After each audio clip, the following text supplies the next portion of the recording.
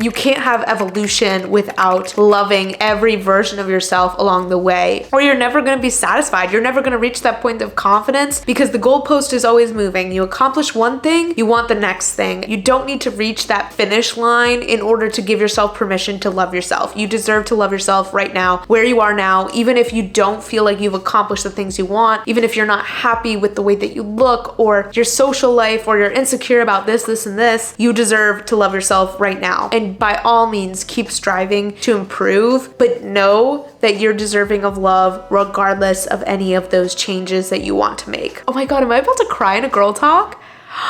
I've never cried in a girl talk. I've never cried in a video in general. Welcome back to another episode of my Girl Talk series. We have a little matcha. If you're new to the channel or you're new to this series, basically in my Girl Talk series, we sit down, we have a little heart-to-heart chat. It's very cozy vibes, very personal. I'm really excited to talk about this because it is a message that honestly I need to hear. And so I'm talking to myself as much as I'm talking to you guys. I really want to talk today about how you don't need to change in order to love yourself. I want to talk about unconditional self-love and why it's so important, why you deserve to give it to yourself. I want to get into the grit of it. I want to talk about the realities of self-love because it is not always as aspirational and smooth sailing as it is made to look on Pinterest. It is sometimes rocky. It requires a lot of mental shifts, especially if you come, from a past of not being so kind to yourself or other people not being so kind to you. We're going to talk about it all today. Before we get into it though, this video is a little special because this is my 100th video on this channel, which is crazy. I feel like my channel is like a baby, like I'm still in the infancy stages of YouTube, but hearing that I've posted 100 videos, that 100 videos are live on my channel, it's a little insane. Thank you guys for helping me get to this point and supporting me along the way. Okay, let's go ahead and start talking about this subject. Like I said in the intro, this hits very close to home for me. I feel like I am constantly giving myself very conditional self-love. I am always deferring self-love and confidence into the future, basically functioning from a place of like, once I do blank, once I look like blank, once I have blank, I'll be confident, I'll love myself, I'll be worthy of love. Of course, I don't know that I'm doing this. I don't actively think like, oh, I'm not gonna love myself because I'm not good enough yet, but it is kind of in the way that I view myself that I am constantly future obsessed, and as a result I get frustrated and build resentment sometimes towards the things about myself now that I want to change, and I just don't celebrate those things because I see them as such a work in progress and not where I want them to be yet, instead of embracing and appreciating the way that I am now in this current moment for all that I am, and acknowledging that I don't need to change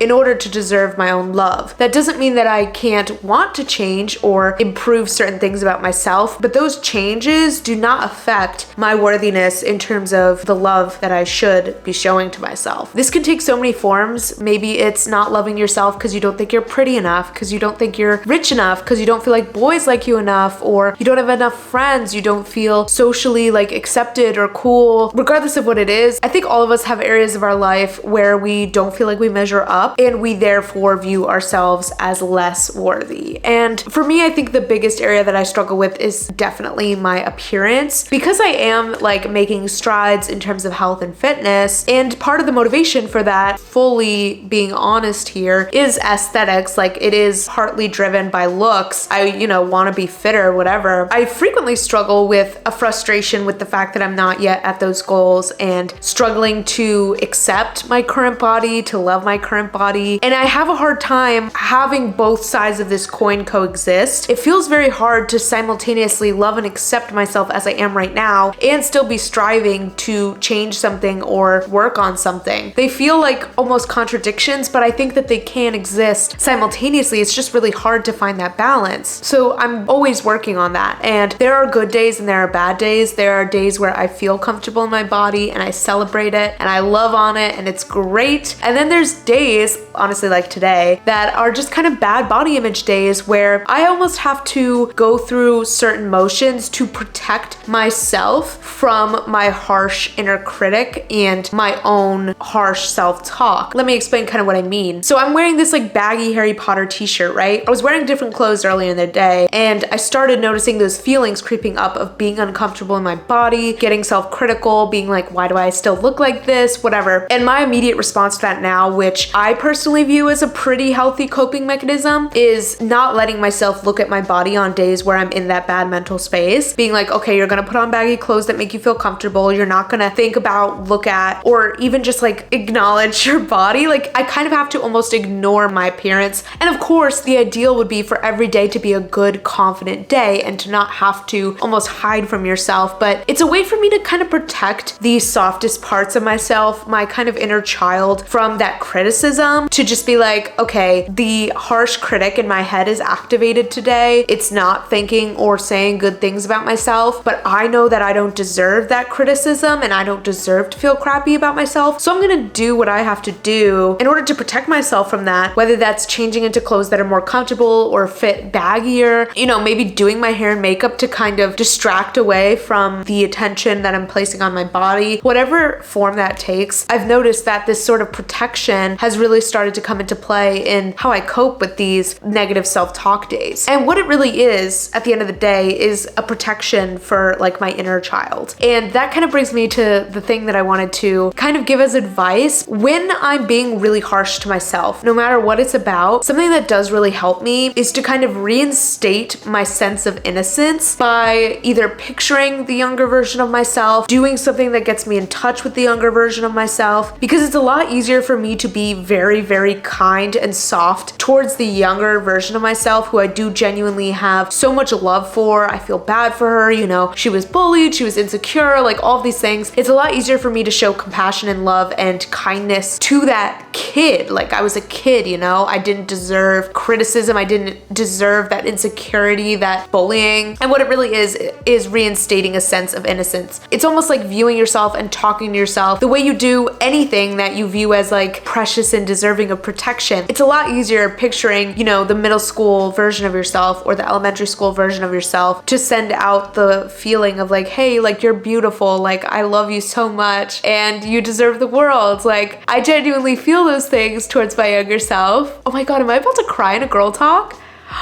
I've never cried in a girl talk. I've never cried in a video in general. I have a lot of emotions towards younger me. And this is what I need to like channel when I'm being really critical towards myself, is this love and this deep sense of care and wanting to protect the young version of me who couldn't do that for herself. And, you know, as an adult with the tools and the resources now and the awareness of how worthy I am and how deserving I am, I can take the steps to protect that younger version of me from, you know, the harsh voice that exists in my head, sometimes telling me that I'm not pretty enough, I'm not skinny enough, I'm not talented enough, I'm not smart enough, I'm not interesting enough, I'm not liked by my peers. I constantly struggle with feeling like no one likes me. And all of that is rooted in experiences that were like suffered through by this younger version of me. And I don't want her to have to feel that way anymore. Reminding myself that adult me can show up for the younger version of myself in a way that I couldn't when I was younger. It feels like a immense responsibility to protect myself and to be kind to myself, because I know I deserved better and I can give myself better now, at least in my own head. The last thing I need is to be my own biggest critic and my own biggest hater when I deserve to be free of that sense of criticism and ridicule. Your relationship with yourself is so important. It's the most important relationship in our lives. We all know this. Oh my God, I really got emotional there. There's so many ways to show yourself love. Some ways that I like to use, affirmations are great. Whenever I'm feeling really low, I will just say shit out loud to myself. And sometimes it's like kind of funny. If I'm walking around my apartment like, you're so freaking cool, you got this, like you're gorgeous, look at how sexy you are. Like, it's kind of silly, right? It kind of like is hard to say with a straight face, but I don't necessarily see that as a bad thing. It doesn't need to be so deep and serious when you're doing like affirmations or working on your confidence. Like, you can have fun with it. Like, you can play your favorite song, dance in the mirror, and be like, you're so hot, look at you go. Like, these are equally valid ways, and they can, like, you know, bring a smile to your face, boost your mood a little bit. And that's like my favorite way to do affirmations, is just like almost in this exaggerated kind of funny way of just like giving myself a little pep talk, like hyping myself the frick up. Another way that I express love towards myself is just spending time on myself, spending time with no other benefit or purpose or usefulness besides to pour into me. This can mean so many things. It can mean taking the time to do my hair because I know it makes me feel confident. It can mean like doing yoga or meditation, going for a workout. This depends. If I'm having a really bad body image day, going to the gym might not be the smartest thing. I always try to feel it out, but on days where I am feeling good, going to the gym makes me feel better. Different days and different moods, different headspaces call for different remedies based on what you're feeling insecure about. It's sometimes good to distance yourself from whatever you're feeling insecure about. Like, if you're feeling really insecure about a certain talent you have, say you're a singer and you're feeling really insecure about your voice today, it might not be the best day to spend 4 hours practicing singing, you know? It might be a good day to like ignore that part of your life and do a face mask.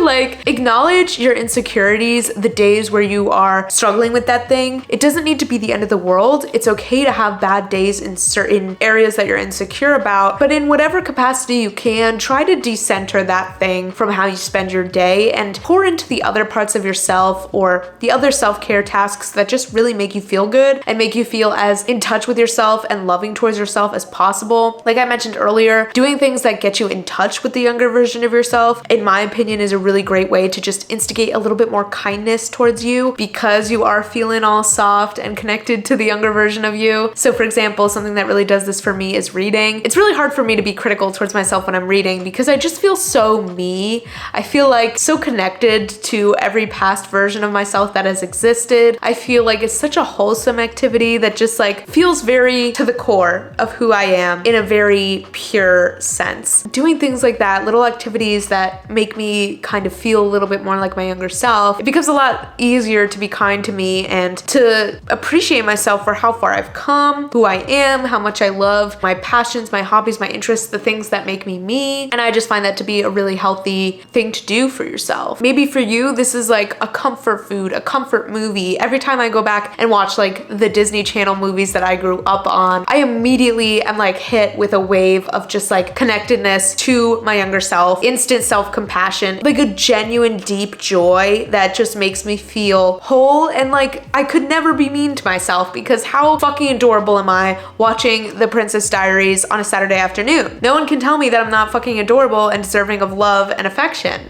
So like doing these little things that make you feel kind of precious and wholesome to yourself makes it a lot harder to want to be mean to you. I do think it's important just to check in with yourself. And when you're noticing negative self-talk, when you're noticing that you're being harsh or unfair to yourself, genuinely ask yourself, would you say these things to your younger self? Picture that version of you in your brain. Would you say those words? Would you want other people to say those words to her? I don't know about you, but I get kind of angry on behalf of the younger version of myself sometimes at some of the things that adults or my peers said to me that I just view as damaging or that made me insecure, times where I didn't feel like I was safe or supported or loved. It makes me angry to think that other people dared to say those things to me, but then I say the same things to myself now. It's not as direct, obviously it's more in my own head, it's more subconscious, but every time I criticize my body, I am greenlighting the messages that people, adults around me, said when I was a kid that damaged me so deeply. I don't approve of that kind of talk. I don't approve of the people that said those things to me. There's a specific random instance that comes to mind when I was in Portugal and a relative of mine who didn't realize that I spoke Portuguese or could understand Portuguese, I don't really speak very well, basically just said I was chubby in Portuguese to my grandparents or my parents. And the word that they used wasn't like overly harsh. Like they weren't calling me fat. It was more just like, oh, she's like so chubby. Like it wasn't maliciously intended, but that stuck in my childhood brain. There's a reason why I remember that. And I'm not okay with that. I don't think that that was kind. I would never condone that sort of speech, but then why am I okay with looking at my body and saying internally negative things about it or criticizing it or picking it apart? I'm still the same person that I was back then, and I need to protect myself as much as I wish I could have protected her. You are the only person that's going to be in your own corner 100% of the time. You need to be your own biggest support system. Even in the moments where you slip up, even in the moments where you're not your best and you do something maybe you're embarrassed about or you're not proud of, you are the only person who can really give yourself the compassion and healing that you need in that moment. And you're the only person in your highest moments, in your fullest moments of triumph and success, that knows the low points that it took to get there, that can fully appreciate and celebrate the evolution and the accomplishment that you have achieved. You are the best person to be your biggest fan, your biggest support system. And that doesn't mean you can't lean on the love of others. Sometimes it's difficult. Sometimes you're not going to be able to give yourself that love, but you deserve to have that love. And I encourage you to strive as much as you can every day to get yourself to a place where you are closer and closer and closer to truly having unconditional self-love, because you deserve it. And there's nothing wrong with who you are. You are like at your core such a beautiful and incredible person. And that doesn't mean that you haven't maybe made mistakes, that there aren't things that you can work on. I'm not encouraging you to go through life just being like, I'm perfect, and never work on yourself. I think it's pretty obvious that that's not what I subscribe to. I make so many videos on my channel about how to change your life, how to work on yourself, how to improve as a person. That's so much of what I care about. But these things can coexist. You can give yourself so much self-love while simultaneously working towards your goals, working on yourself, making yourself a better person, cultivating discipline, like doing all of those great things that are so about changing and evolving while loving yourself every step of the way, every bit of the process, every day. And this is where I'm like, I really need to hear this. Chances are, if you watch my channel, you are also somebody who is extremely driven and who wants to create this incredible life for yourself. And I encourage you to continue to have that proactive vision of life, that idea that you can change, that you can become whoever you want, you can do whatever you want. But don't forget about the self-love component. They're both so equally important. In the same way that you can't have action without mindset, you can't have evolution without loving every version of yourself along the way, or you're never going to be satisfied. You're never going to reach that point of confidence, because the goalpost is always moving. You accomplish one thing, you want the next thing. And so it's great to be ambitious. It's great to keep striving for more, but don't forget that you are deserving of your own love all along the way. You don't need to reach that finish line in order to give yourself permission to love yourself. You deserve to love yourself right now, where you are now, even if you don't feel like you've accomplished the things you want, even if you're not happy with the way that you look or your social life, or you're insecure about this,